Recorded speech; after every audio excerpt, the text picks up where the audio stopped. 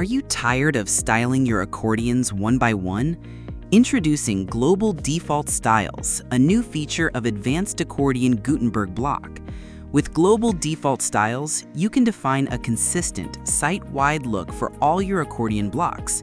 Every new accordion you add will automatically inherit these styles, ensuring design consistency and saving you valuable editing time. Here, you can apply the default style of the accordion with anchor links and schema markup, or set it to a Q&A pattern, also with anchor links and schema for all future accordions.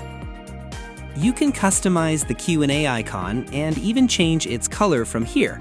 This allows you to match the design with your accordion branding perfectly.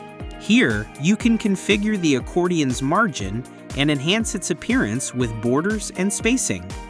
Even, you can customize the header and subheader color. Accordion icon color, border thickness, and border radius are also customizable for future accordion patterns. Not only that, you can also change the accordion body color to give it the perfect look when clicked. Then click Save, and the site will reload automatically. The settings will take effect from the next reload. See, your accordion is now pre-configured and ready to use. You can reset and return to the default settings by simply clicking Reset.